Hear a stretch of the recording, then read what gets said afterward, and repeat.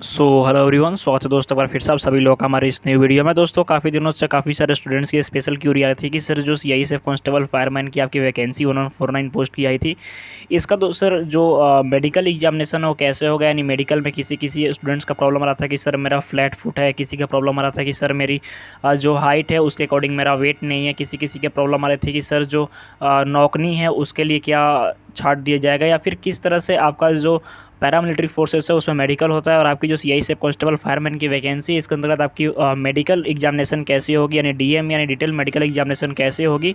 क्योंकि दोस्तों अगर आप मेडिकली फिट नहीं रहोगे, अगर अभी भी आपके पास कुछ समस्याएं हैं जैसे कि मैं बताने वाला हूँ आगे चल करके आपको इस वीडियो के माध्यम से, अगर वैसी समस्याएं अगर आप भी करंटली फेस कर रहे हैं तो अभी आपके पास टाइम है कि आप उस चीज़ को सुधार ले। अन्यथा अगर आप फिजिकल क्वालिफाई कर लेते हो, साथ ही साथ अगर आप रिटन क्वालिफाई कर लेते हो, उसके बाद फिर अगर आप आउट हो जाते हो तो यार बहुत ही अफसोस वाली बात होगी मेडिकल के अंदर। ठीक है, तो आपको 100% सिलेक्शन दिवाना ही मेरी जो है प्रायोरिटी रहेगी। तो चलिए देखते हैं कि आपकी जो मेडिकल एग्जामिनेशन होंगी उसमें कौन कौन सी चीज़ों का देखा जाएगा, कौन कौन सी चीज़ों के बारे में आपको जाननी जरूरी है। तो चलिए दोस्तों बिना देर के वीडियो को शुरू करते हैं, लेकिन उससे पहले अगर आप हमारे इस यूट्यूब चैनल पर पहली बार आ रहे हो तो चैनल को सब्सक्राइब कर लीजिएगा ताकि आपको आगे आने वाले जितने भी अपडेट हो सीआईएसएफ से जुड़ी हुई सबसे पहले मिले। और दोस्तों आपके लिए रेगुलर वीडियोज़ हम लेकर के आने वाले हैं, रेगुलर क्लासेस लाइव लेकर के आने वाले हैं आप सभी लोग के लिए, ताकि आप अपनी प्रिपरेशन को बूस्ट कर पाओ। तो चलिए दोस्तों बिना देर के वीडियो को शुरू करते हैं। जैसा कि दोस्तों आप मेरे स्क्रीन के ऊपर देख सकते हो कि यहाँ पे एक ऑफिशियल पेज है जो कि मिनिस्ट्री ऑफ होम अफेयर्स के नाम से दिया हुआ है।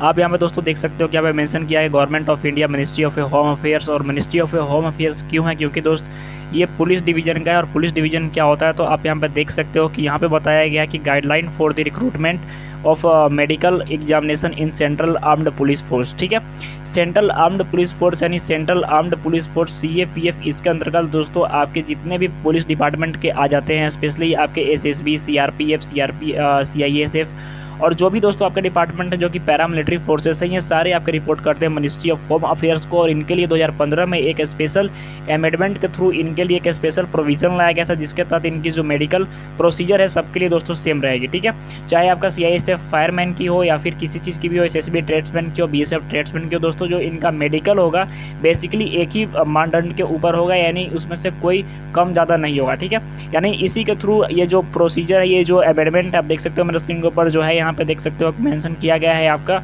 ये हुआ था दोस्तों 2015 में, इसको रिवाइज किया गया था मई में। और यहाँ पे दोस्तों मैं कोई अनऑफिशियली नहीं बता रहा हूँ, आप यहाँ पे देख सकते हो कि जो सीएपीएफ के उस समय डीजी थे यानी जो हेड थे सुरेंद्र पाल, इनका यहाँ पे सिग्नेचर भी है। इसी के साथ में दोस्तों आप यहाँ पे देख सकते हो कि ऑफिस मेमोरेंडम है जो कि ऑफिशियली है 20 मई 2015 का। तो 2015 का है तो आपको ये नहीं पुराना है दोस्तों, ये मेडिकल स्टैंडर्ड है। ठीक है, मेडिकल स्टैंडर्ड के तहत आप यहाँ पे देख सकते हो कि CRPF, BSF, SSB, ITBP, CISF और असम राइफल्स में जो भी मेडिकल प्रोसीजर होता है वो बिल्कुल इसी के तहत होता है। ठीक है, इसमें से कोई भी कम ज़्यादा नहीं होता है। आप यहाँ पे देख सकते हो कि 100 पेज का एक एमेंडमेंट है जिसमें कि सारा चीज़ बताया गया है कि आपका जो मेडिकल होता है वो किस किस तरीके से होता है, किन किन चीज़ों की वजह से स्टूडेंट जो है सेलेक्ट हो जाते हैं। ठीक है, ये सारी चीज़ों के बारे में दोस्तों इसमें बताया गया है कि आपके स्टेप बाय स्टेप क्या, नहीं मेडिकल में जब देने जाओगे तो सबसे पहले आपका क्या चेक किया जाएगा, फिर दूसरे नंबर पे क्या होगा, तीसरे नंबर पे क्या होगा। दोस्तों ये पूरे आपके 100 पेज का है, तो इसी वजह से मैंने इसको शॉर्ट कर दिया है। और शॉर्ट करने के बाद में जो स्पेशल है आपको जो इंपॉर्टेंट है आपके लिए मेडिकल एग्जामिनेशन के लिए आपको जाननी जरूरी बातें हैं, बस उसी का दोस्तों मैं स्क्रीनशॉट करके यहाँ पे पीडीएफ बना करके लाया हूँ। तो सबसे पहले दोस्तों जब आप जाओगे मेडिकल एग्जामिनेशन को देने के लिए तो मेडिकल में आपका जो सबसे पहला चीज़ चेकअप होगा आप यहाँ पर देख सकते हो होगा आपका हाइट और वेट। ठीक है, जैसे कि स्टूडेंट बहुत बार पूछ रहे थे कि सर जो मेजरमेंट होगा वो कैसे होगा, यानी मेरी हाइट इतनी है, मेरी वेट कितनी होनी चाहिए। तो सबसे पहले आप दोस्तों यहाँ पे देख लो कि ये जो रिक्रूटमेंट है स्पेशली मेल कैंडिडेट्स के लिए, तो मेल कैंडिडेट्स में भी वो भी 170 सेंटीमीटर मांगा है मिनिमम। ठीक है, तो 170 सेंटीमीटर के लिए दोस्तों आपकी जो हाइट होनी चाहिए वो कितनी होनी चाहिए।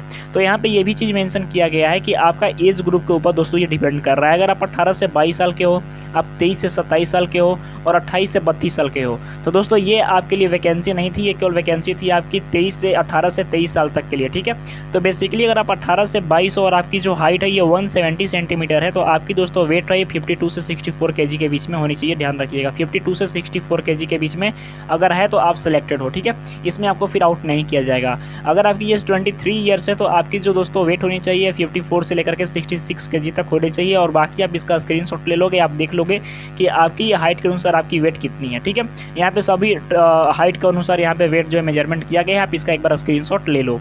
आगे देखते हैं दोस्तों कि अब क्या है। तो सबसे पहले आप यहाँ पे देख सकते हो कि उसी जो मैंने बताया आपको 100 पेज का नोटिफिकेशन था, जिसमें बताया गया आपके मेडिकल के बारे में, जिसमें कि आपका डिफरेंट तरह की चीज़ों के बारे में बताया गया कि आपका टैटू होगा तो उसको सिलेक्ट करना है या नहीं करना है, या फिर आपके चेस्ट में क्या चीज़ कमी होगा तो आपको सिलेक्ट करना है, आपके हाथ में कैसे सिलेक्ट करना है। तो ये सारी चीज़ों के बारे में दोस्तों इसमें बताया गया है। ठीक है, तो सबसे पहले आप देख लो कि जब आप जाओगे तो वहाँ पे आपका यूरिन टेस्ट होगा, हेमोग्लोबिन टेस्ट होगा और एक्सरे होगा चेस्ट का। ठीक है, बेसिकली ये 3 चीज़ आपको वहाँ पे करवाए जाएंगे जो सबसे पहले स्टेप्स में होंगे। फीमेल कैंडिडेट्स के लिए बताया गया है यहाँ पे, लेकिन फीमेल की यहाँ पे वैकेंसी नहीं है तो फीमेल के वाला हम नहीं देखेंगे सेक्शन। इसके बाद दोस्तों देख लेते हैं कि और क्या होगा। तो सबसे पहले जो जनरल इंस्ट्रक्शन है ये आपका दिया गया है कि जब आप देने जाओगे तो आपके चेस्ट के बारे में दोस्तों बता दूं सबसे पहले चीज़ कि चेस्ट आपका मिनिमम जो है ये 5 सेंटीमीटर फूलना चाहिए। इसके लिए CISF जो फायर मैन की वैकेंसी है इसमें आपकी 80 सेंटीमीटर मिनिमम और 5 सेंटीमीटर आपको फुला करके मांगी गई है। आप यहाँ पर देख सकते हो कि क्लियरली मेंशन किया गया है कि एटलीस्ट ये एक्सपेंड होना चाहिए 5 सेंटीमीटर तक। आपके मेडिकल एग्जामिनेशन में भी इस चीज़ को मापा जाएगा। ठीक है, उसके बाद दोस्तों यहाँ पे मेंशन किया गया है डिफरेंट चीज़ों के बारे में, जैसे कि आपके जो फ्लैट फुट होने चाहिए या नहीं होने चाहिए। तो आगे मैं आपको लाइन बाय लाइन सारा चीज़ दिखा देता हूँ। ठीक है, सबसे पहले दोस्तों आप जब आओगे नीचे करते हुए तो आपका जो डिटेल मेडिकल एग्जामिनेशन होगा इसमें सबसे पहले जो है आपका आई का चेक होगा, आई चेकअप होगा। ठीक है, आँख का चेकअप कैसे होगा। तो सबसे पहले इसमें दोस्तों आपको एक जो कलर ब्लाइंडनेस का टेस्ट होता है वो लिया जाएगा। ठीक है, जैसे एक आपको दिखा दी जाएगा फिगर जिसमें कि डॉट डॉट करके ऐसे ऐसे स्ट्रक्चर होगा और बीच में कोई डिजिट 7, 8 लिखा हुआ रहेगा और आपसे बोला जाएगा कि उसमें कौन सा डिजिट लिखा है तो आप बताओ। तो उससे दोस्तों आपका कलर विजन वगैरह का टेस्ट होगा और ये बेसिकली आपका जो होगा ये सबसे पहले आपका आई विजन वाला टेस्ट होगा। ठीक है, इसके बाद दोस्तों आपका हियरिंग का टेस्ट यानी ईयर का दोस्तों आपका टेस्ट होगा, यानी आपके कान का जो टेस्ट है ये होगा। ठीक है, कान के टेस्ट में क्या हुआ तो आपको मिनिमम जो है 6 मीटर तक की दोस्तों जो आपकी हियरिंग क्षमता ये होनी चाहिए। यहाँ पे देखो मेंशन किया गया है 6 मीटर तक की, यानी अगर कोई व्यक्ति बोल रहा है यहाँ से तो और उसकी डिस्टेंस अगर B तक है 6 मीटर तो आपको इसकी बातों को सुनना होगा क्लियरली इसकी आवाज़ आपके कान में आनी चाहिए। ध्यान रखिएगा इस चीज़ का, ये होता है आपका ईयर टेस्ट में। ठीक है, इसके बाद दोस्तों और क्या है इंपॉर्टेंट, तो बहुत सारे स्टूडेंट्स परेशान रहते हैं कि सर मेरे नाक में प्रॉब्लम है। तो जिनके भी नाक में स्पेशली नोज वाले सेक्शन में, जिनका भी नोज वाले सेक्शन में अगर प्रॉब्लम है, प्रॉब्लम कैसा है तो आप यहाँ पे देख सकते हो। प्रॉब्लम दोस्तों जो है अगर मान लो कि जैसे ये नॉर्मल जो नोज हो गया और ये नोज के अंदर किसी किसी का मस्सा हो जाता है। ठीक है, किसी किसी का मस्सा हो जाता है वहाँ पे, यानी कि जो उनका मांस है वो थोड़ा सा बढ़ जाता है तो उस केस में दोस्तों आपको आउट कर दिया जाएगा। अगर ऐसा है तो आप अभी से डॉक्टर को दिखा लो इस चीज़ के बारे में। ठीक है, यहाँ पे क्लियरली मेंशन किया गया है इस चीज़ के बारे में। इसके बाद जनरल इंस्ट्रक्शन आपके टीथ के बारे में, यानी जिनका भी दांत वाला समस्या है कि मेरे दांत में पैरिया है, मेरे दांत काले हो गए हैं, सफ़ेद हो गए हैं, गुटखा खाने की वजह से, या नहीं खाते हो तो भी हो गए हैं, तो फिर उसका क्या सोल्यूशन है, उसको कैसे करना है हमको। तो यहाँ पे इस चीज़ के बारे में बताया गया है दोस्तों। मेडिकल में आपको दांत के लेकर के 1 पॉइंट मिलता है, मेडिकल में आपको दांत को लेकर के 1 पॉइंट मिलता है। और पॉइंट किस में मिलता है तो मैं आपको बताता हूँ।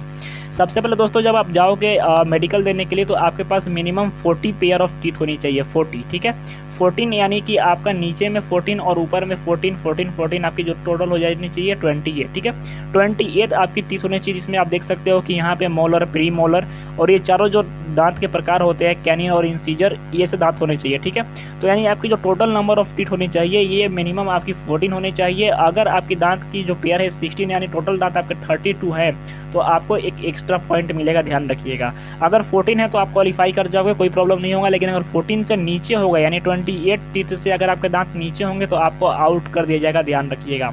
दांत की बात करें तो इसमें और चीज़ों के बारे में आपको ध्यान रखना होगा, जैसे कि आपके जो दांत है, ठीक है, अगर ये मान लो कि नीचे वाला लेयर हो गया, ये ऊपर वाला लेयर हो गया, दोनों एक दूसरे पे प्रॉपर बैठने चाहिए। किसी किसी का दांत आगे की तरफ निकला रहता है, किसी किसी का दांत पीछे की तरफ निकला रहता है, तो उसमें भी दोस्तों आपको आउट कर दिया जाएगा। मैं क्लियरली आपको बता रहा हूँ इस नोटिफिकेशन के अंतर्गत, जो कि आपका मेडिकल होगा बिल्कुल इसी तरह से होगा। ठीक है, स्पेशली यहाँ पे आप देख सकते हो कि अगर आपके पास जो 4 नंबर सेक्शन है इसमें मेंशन किया गया है कि अगर आपके पास 16 पेयर ऑफ टीथ होते हैं और ये अच्छे काम करते हैं तो दोस्तों इसमें आपको जो है 1 पॉइंट जो है बोनस मिलता है, नहीं ज़्यादा मिलता है।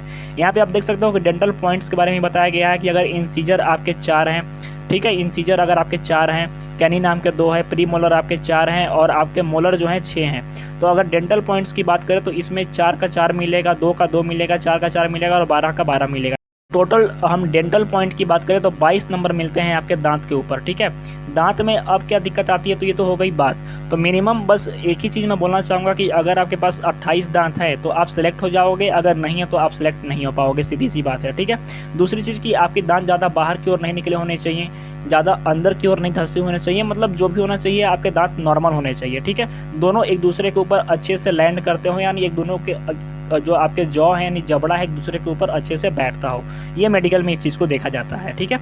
इसके बाद है दोस्तों आपके जो दांत अगर उसमें पैरिया है, ठीक है, ध्यान रखिएगा पैरिया के बारे में बताया गया है। अगर आपके दांत से खून आ रहा है, पैरिया है, तो इसके बारे में दोस्तों क्या बताया गया है कि अगर इसमें आपकी ज़्यादा जैसे दांत आपके ब्लैक हो जाते हैं, ठीक है, किसी किसी स्टूडेंट का ब्लैक हो जाता है, उसके जो शेप होते हैं उसमें कोई गुटखा खा करके पूरा उसको लाल कर देता है, ठीक है, ठीक है। तो नॉर्मल जो गम्स होते हैं ये पिंक कलर के होते हैं, ध्यान रखिएगा। जो नॉर्मल आपके जो जबड़ा का नीचे वाला मांस होता है ये पिंक कलर का होता है, लेकिन उसको खाने से चबाने से वो डैमेज हो जाता है, तो उस सिचुएशन में जो कैंडिडेट हैं उनको रिजेक्ट कर दिया जाता है, ठीक है। Candidate should be rejected. अगर आपको इससे बचना है तो आप अभी से जो डॉक्टर हैं दांत के उनके पास जाओ, दिखाओ और दांत को साफ करवा लो, ठीक है। क्लियर कर देंगे, उसको साफ कर देंगे तो फिर आप मेडिकल में पास हो जाओगे। अन्यथा अगर आपके दांत में पैरिया है, जैसे काला काला लगा हुआ है, ठीक है, आपके जो जबड़ा है उसके पास से सारा चीज़ गल गया है, तो अभी से आप जाकर के डॉक्टर का अपॉइंटमेंट लेकर के इस चीज़ को दिखा लो, अन्यथा आपको मेडिकल में छाड़ दिया जाएगा। आप किसी भी फोर्स के मेडिकल के एलिजिबल नहीं हो, स्पेशली पैरामिलिट्री फोर्स के। मैं सभी मेडिकल्स के लिए बता रहा हूँ, किसी भी डिपार्टमेंट की मेडिकल की मैं बात करूँ तो मैं केवल फायरमैन की नहीं बता रहा हूँ, मैं सभी डिपार्टमेंट्स की बता रहा हूँ आपके पैरामिलिट्री फोर्सेस के अंतर्गत, ठीक है। इसके बाद दोस्तों आपके हेड की बात करें तो किसी किसी का सर में इंजुरी होती है, ठीक है। इंजुरी कैसी होती है तो किसी किसी का मान लो आप बाइक से गिर गए, बाइक से गिरने के बाद आपकी सर में चोट लग गई, चोट लगने के बाद आपका जो सर है वो फट गया। फटने के बाद दोस्तों क्या है कि अभी उसका इफेक्ट आपके सर के ऊपर है। जैसे अगर किसी चीज़ से आपके ऊपर प्रहार करते हैं, ठोकते हैं, तो अगर आपको समस्या होती है तो उसमें भी आपको आउट कर दिया जाएगा, ध्यान रखिएगा इस चीज़ के बारे में। अगर आपकी जो सर्जरी हुई है अगर 2 साल पहले की है, ठीक है, 2 ईयर्स पहले की अगर आपकी सर्जरी वगैरह हुई है तो उस कंडीशन में आपको सिलेक्ट कर दिया जाएगा, लेकिन प्रॉब्लम ये है कि उसको पहले चेक किया जाएगा, उसके बाद फिर आपको सेलेक्ट किया जाएगा, ठीक है। इसके बाद दोस्तों के स्टूडेंट्स परेशान रहते हैं स्पेशली कि जो उनका चेस्ट वाल है, ठीक है, चेस्ट वाल और नेक की बात करें, अगर गर्दन की हम बात करें, ये आपका गर्दन होगा तो गर्दन दोस्तों बिल्कुल सीधा होना चाहिए, स्ट्रेट होना चाहिए, कोई झुका हुआ होना नहीं होना चाहिए, ज़्यादा टेढ़ा नहीं होना चाहिए, मतलब एक्यूरेट एकदम जो एक सही होता है, मीन्स कि एक आदमी का सही जो गर्दन होता है बिल्कुल एकदम स्ट्रेट आप देखते होना चाहिए। ये नहीं कि आपका किसी किसी का गर्दन टेढ़ा होता है, जैसे पैरालिसिस मार देता है, तो किसी किसी का ज़्यादा ऐसे ऊँचा होता है, तो ऐसा नहीं, बिल्कुल नॉर्मल होना चाहिए, मतलब आप जब देखें तो सामने की ओर देखें, ठीक है, झुका हुआ आपका गर्दन नहीं रहना चाहिए। इसके बाद दोस्तों चेस्ट की बात करें तो आप यहाँ पर देख सकते हो कि चेस्ट में अगर आपका चेस्ट ऐसा है इस तरह का, तो ये दोस्तों आप जो है अनसेलेक्ट हो जाओगे। आप देख सकते हो कि जो चेस्ट ये दबा हुआ है यहाँ से, ठीक है। इसके बाद दोस्तों कि अगर आपका चेस्ट आगे की तरफ ये निकला हुआ है, पीछे की तरफ ये फेंका हुआ है, तो इसमें भी आप अनसेलेक्ट हो जाओगे। ये सब दोस्तों कारण है अनसेलेक्ट होने के, ठीक है। आप यहाँ पर देख सकते हो किसी किसी का जो चेस्ट है यहाँ पे दबा हुआ रहता है, तो ये भी दोस्तों आप अनसेलेक्ट हो जाओगे। इसमें भी किसी किसी का चेस्ट यहाँ से है ही नहीं, मतलब कि जो रिब्स है ये बस यहीं से निकल जाते हैं इस तरह के सिचुएशन में, तो ये दोस्तों अनसेलेक्ट होने के चांसेस हैं। आपके जो चेस्ट होने चाहिए बिल्कुल नॉर्मल होने चाहिए, मतलब एक्यूरेट आपके जो चेस्ट हैं बिल्कुल मतलब प्लेन होने चाहिए। अब कैसे होंगे मैं आपको आगे बताऊंगा, ठीक है। ये दोस्तों ये भी सिचुएशन होता है, किसी किसी का दबा हुआ हो रहता है ये वाला पोर्शन, तो इसमें भी इसको अंडर डेवलप चेस्ट करते हैं, ठीक है, अंडर डेवलप चेस्ट कहते हैं, मतलब बिना फुला हुआ चेस्ट, और इसको फिर जो है रिजेक्ट कर दिया जाता है। और ये दोस्तों देख सकते हो कि आप एक साइड जो फुला हुआ है, एक साइड दबा हुआ है, तो ये भी आपका रिजेक्शन का कारण बनता है। तो अगर इनमें से किसी तरह का अगर आपका चेस्ट है तो आप मेडिकल देने ना जाए, अन्यथा आपको ऐसे भी आउट कर दिया जाएगा, ध्यान रखिएगा इस चीज़ के बारे में, ठीक है। इसके बाद दोस्तों बात कर लेते हैं कि हाथ के बारे में। हाथ के बारे में क्या, तो आप देख सकते हो कि हाथ के जॉइंट्स के बारे में जब आप जाओगे मेडिकल देने तो आपको ये चीज़ भी चेक किया जाता है, यानी हाथ वाला पोर्शन चेक किया जाता है। हाथ में क्या चेक किया जाता है, तो सबसे पहले दोस्तों आपका जो हाथ हो बिल्कुल स्ट्रेट खुलता हो, ठीक है, बिल्कुल स्ट्रेट यानी आप यहाँ पे देख सकते हो, स्ट्रेट यानी आप यहाँ पे देख सकते हो। यहाँ पे आप देखो कि जो ये हाथ है यहाँ पे ये थोड़ा सा टेढ़ा हुआ है, ठीक है, यहाँ पे जो हाथ है नीचे मुँह दबा हुआ है, और यहाँ पे जो हाथ है बिल्कुल स्ट्रेट है, तो ये नॉर्मल हो जाता है, ये आपका कैविटियस हो जाता है, और ये भी आपका वर्सी हो जाता है, यानी कि ये भी गलत हो जाएगा आपका, मीन्स की आउट कर दिया जाएगा, इसमें भी आपका आउट कर दिया जाएगा। और हाथ का जो पोर्शन आपका रहना चाहिए बिल्कुल स्ट्रेट, आप देख लो ये यहाँ पे मेंशन किया जाएगा बिल्कुल स्ट्रेट एकदम, आप देखोगे खुद से अपना मेडिकल चेक कर सकते हो घर पे ही बैठे बैठे, ठीक है। अगर इस तरह का है, अगर आप ऐसे करते हो तो निकल जाता है, तो यहाँ से फिर ये आउट का कारण बनेगा, ये आपका पॉइंट निगेटिव में ले जाता है, ठीक है। तो बेसिकली बात करते हैं दोस्तों कि अगर आप फिर अब बात कर लेते हैं कि जब आप फिंगर्स को, यानी जब आप मुट्ठी को बंद करोगे तो मुट्ठी को बंद करने के बाद दोस्तों आपके जो फिंगर्स है वो अच्छे से एडजस्ट होने चाहिए। अगर नहीं होते हैं तो भी आपको आउट कर दिया जाएगा फिंगर वाले प्रॉब्लम में भी, ठीक है। तो मेडिकल दोस्तों बेसिकली इन्हीं सारी चीज़ों के ऊपर बेस्ड रहता है। इसके बाद आप यहाँ पे देख सकते हो कि जैसे कि इस स्टूडेंट का है कि भाई का कि आप देख सकते हो कि इनका जो हाथ है इस तरह से निकला हुआ है, इस तरह से टेढ़ा है, तो इसमें दोस्तों आपको रिजेक्ट कर दिया जाएगा। इसमें कोई सुनवाई नहीं होगी, आपको सीधे बाहर कर दिया जाएगा, ठीक है। इसके बाद दोस्तों कि अगर आपके फिंगर्स के बारे में, जैसे कि किसी किसी स्टूडेंट का जो फिंगर होता है उसमें भी किसी किसी को प्रॉब्लम होती है, नौकनी की प्रॉब्लम होती है, तो नौकनी वाले को देख लेते हैं। नौकनी वाले में आप देख सकते हो कि किसी किसी स्टूडेंट का अगर ये वाला ज्वाइंट है पोर्शन, तो नौकनी में दोस्तों आपको आउट कर दिया जाएगा, ठीक है। अगर इस तरह का सेक्शन है, अगर ऐसे बना हुआ है आपका बिल्कुल एल साइज का हो जाता है कर्व, तो ये भी प्रॉब्लम है, आपको आउट करने की संभावना पूरी तरह से है। और ज़्यादा ये ऐसे है, ठीक है, ज़्यादा फैला हुआ है तो भी आउट करने की संभावना है। मिनिमम दोस्तों इन दोनों के बीच में जो डिफरेंस होनी चाहिए ये 5 सेंटीमीटर होनी चाहिए, मेजरमेंट के अनुसार यहाँ पे मेंशन किया गया है, ठीक है। यानी जो सेपरेशन आपका होना चाहिए मिनिमम 5 सेंटीमीटर होना चाहिए। आप इस चीज़ को अपने घर पे टेप से देख सकते हो। 5 सेंटीमीटर से कम है तो आपको दोस्तों जो है आउट कर दिया जाएगा, ठीक है। इसके बाद है दोस्तों नौकनी का अगर आपका प्रॉब्लम है तो आप इसको दूर कैसे करोगे। तो अगर आपके पैर में नौकनी का प्रॉब्लम है तो आपको इसको दूर करने का सबसे बेस्ट उपाय है कि जब आप सोते हो, ठीक है, ये जो आप सो रहे हो, मान लो ये बच्चा जो सो रहा है, ये बीच में आप जो है पिल्लो यानी तकिया रखो, ठीक है। तकिया रख करके आप सो जाओ, तकिया रख करके दोनों साइड से उसको बांध लो और सो जाओ। ये आपका 10 दिन में जो समस्या है ये दूर हो जाएगा। अन्यथा आप यूट्यूब वगैरह पर देख लेना, डिफरेंट तरह के एक्सरसाइजेज भी आपको देखने को मिल जाएंगे, ठीक है। आप मेजरमेंट कैसे करोगे, तो आप अपने दोनों ये जो पैर हैं इसके बीच में आपको लगाना है स्केल और देखना है कि 5 सेंटीमीटर का डिफरेंस है या नहीं। अगर नहीं है तो फिर आपको वहाँ से आउट कर दिया जाएगा। इसके बाद दोस्तों देख लेते हैं कि जो भी स्टूडेंट परेशान रहते हैं फ्लैट फुट के रिगार्डिंग, जिनका भी फ्लैट फुट है, तो फ्लैट फुट में आप देख लो यहाँ पे कि फ्लैट फुट वाले कैंडिडेट अगर आपका पैर इस तरह का है, यानी मोटा, यानी पीछे से पूरा सटा हुआ है, पीछे से क्रैम्प से यानी फटा हुआ है, तो आपको आउट कर दिया जाएगा, ठीक है।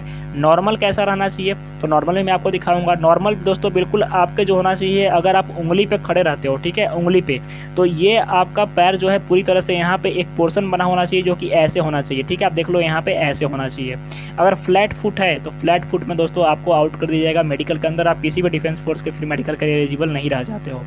इसके बाद दोस्तों उंगली का भी कुछ इफेक्ट पड़ता है आप पे, जैसे कि आप देख सकते हो कि इन भाई साहब की जो उंगली है इस तरह की है, तो उंगली में कैसे आप छटाओगे, तो उंगली में आप देख लो जो नॉर्मल टोज होंगे, नहीं, जो नॉर्मल उंगली होगी बिल्कुल इस पोर्शन में होगी। आप देख लो, आप एक बार देख लो और अपने पैर को देख लो, ठीक है। अगर इस तरह का प्रॉब्लम है, जैसे कि सारे उंगली ठीक है लेकिन ये बीच वाली उंगली जो है छोटी है, तो इसमें दोस्तों आपको आउट कर दिया जाएगा। इसके बाद है कि आप यहाँ पर देख लो किसी किसी का ये वाला जो पोर्शन रहता है ये वाला थोड़ा सा मोटा हो जाता है, तो इसमें भी दोस्तों आपको आउट कर दिया जाएगा। अगर आपका जो पोर्शन है इस तरह का है उंगली का, तो इसमें भी आपको आउट कर दिया जाएगा। यानी जो उंगली होनी चाहिए आपके पैर की टोज की वो बिल्कुल इस तरह की होनी चाहिए। आप यहाँ पर देख सकते हो जो कि फिगर में दिखाया गया है, नहीं, उंगली बिल्कुल आपकी इस तरह की होनी चाहिए, ठीक है।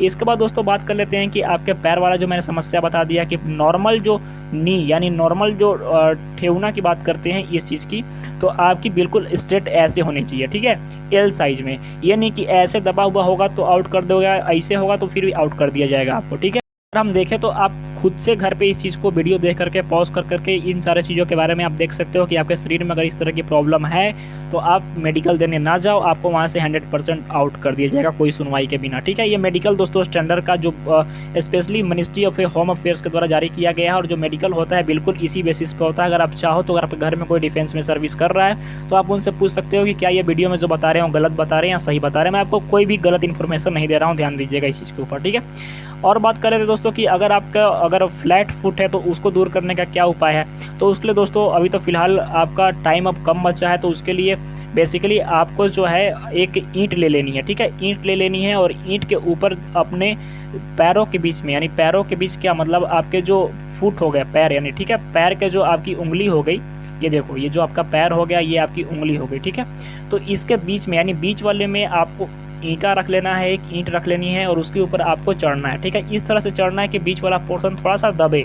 अगर दबता है तो थोड़ा सी आपकी हो सकती है कि आपको सिलेक्ट कर लिया जाए, अगर कुछ दिनों में अगर भगवान ने चाहा तो ठीक हो जाए, तो अन्यथा फिर आपको तो आउट कर दिया जाएगा, ठीक है। इसके बाद दोस्तों देख लेते हैं कि और क्या है। तो जैसे अगर मान लो आप रनिंग करते हो और आपके पीछे वाले पोर्शन में इस तरह का जो नस है अगर दिखाई देता है, मतलब छोटा छोटा दाना दाना टाइप का हो जाता है, तो भी ये आउट होने का कारण है। लोअर लिम्स में इस तरह का अगर फूल जाता है तो भी आपके आउट होने का कारण बन जाता है। ठीक है, मतलब बेसिकली आपको दोस्तों बच करके रहना होगा। अगर आप रनिंग वगैरह भी कर रहे हो तो आपको किसी तरह की इंजुरी या फिर किसी का होता है कि नस दिखाई देने लगता है। ठीक है, रनिंग करने के बाद उनके पैर के पास, घुटना के पास उनका जो है नस दिखाई देने लगता है, तो इसमें भी दोस्तों आपके रिजेक्शन की संभावना बन जाती है। तो बेसिकली दोस्तों आपका जो मेडिकल प्रोसीजर होता है, आप देख सकते हो कि अगर इस तरह का जो नस दिखाई देने लगता है अगर आप रनिंग के बाद, तो ये दोस्तों आउट होने की पूरी तरह से आपकी चांस बन जाती है, पूरी तरह से आपको मेडिकल से आउट कर दिया जाएगा। ध्यान दीजिएगा इस चीज़ के ऊपर। ठीक है, इसके बाद दोस्तों कि आपके स्पाइनल कोड के बारे में थोड़ी सी जान लेते हैं। स्पाइनल कोड यानी जो आपकी पीठ की यानी रीढ़ की जो हड्डी है वो कैसी होनी चाहिए। किसी की हड्डी अगर ऐसी टेढ़ी मुड़ी हुई है तो ये भी दोस्तों आपको आउट कर दिया जाएगा। नॉर्मल जो होनी चाहिए बिल्कुल स्ट्रेट आनी चाहिए, यानी बिल्कुल सीधी आपकी जो हड्डी होनी चाहिए ये बिल्कुल सीधी होनी चाहिए। आप इस चीज़ को घर पे भी देख सकते हो। ठीक है, इसके बाद दोस्तों बात कर लेते हैं कि जो फीमेल वगैरह हो गई, फीमेल वगैरह में भी आप देख लो कि इनकी जो बॉडी की पोर्शन है बिल्कुल इस तरह से, अगर ऐसा टेढ़ा है तो दोस्तों ये आउट कर दिए जाएंगे।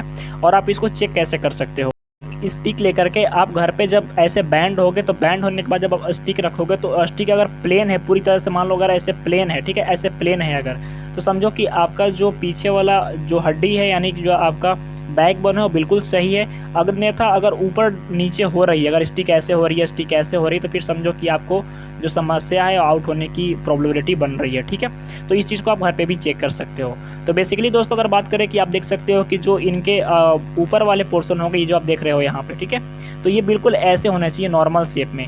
ये एक तरह से नहीं कि एक साइड से उठा हुआ होना, आपका जो पीछे वाला हड्डी होना चाहिए, और एक तरह से जो है ये दबा हुआ होना चाहिए, नहीं, बिल्कुल एकदम फ्लैट होना चाहिए, जैसा कि आप इस फिगर में देख सकते हो। ठीक है, बिल्कुल आपका ऐसे फ्लैट होना चाहिए, ये नहीं कि एक साइड से उठा हुआ फिर या फिर इस साइड से उठा हुआ, तो इसमें भी आपको आउट होने की संभावना बनती है। ठीक है, इसके बाद दोस्तों कि और क्या है आपके लिए इंपॉर्टेंट जानना, तो मैं बता दूं कि स्पेशली जो स्टूडेंट टैटू की समस्या से प्रॉब्लम में रहते हैं, ठीक है, टैटू की समस्या से और पेनिस की समस्या से, पेनिस वाले समस्या में दोस्तों क्या होता है, तो दोस्तों आज मैं आपको क्लियरली सारी चीज़ों के बारे में डिटेल्स में ही बताऊंगा, मेडिकल का एक एक प्रोसीजर मैं आपको समझा दूंगा आज। ठीक है, तो आप यहाँ पे देख लो कि सबसे पहले अगर मैं बात करूँ कि आपके जो इंटरनल पार्ट्स हैं, इंटरनल पार्ट्स में किसी तरह का आपका प्रॉब्लम नहीं होना चाहिए, किसी तरह का इन्फेक्शन या फिर फंगल डिजीज, जैसे किसी को दांत खाद खुजली वगैरह हो जाती है इंटरनल सेक्शन में, तो आप जब मेडिकल देने जाओ तो बिल्कुल आप प्लेन मतलब ठीक ठाक होकर जाना चाहिए। अगर इस तरह की समस्या तो सबसे पहले ही आपको वहाँ से आउट कर दिया जाएगा। ठीक है, पेनिस की बात कर ले तो आप यहाँ पर देख सकते हो कि सबसे पहले जो ऊपर वाला है आपका जो यूरेथ्रल पंप है, जिससे कि आपका यूरिन बाहर आता है, वो बिल्कुल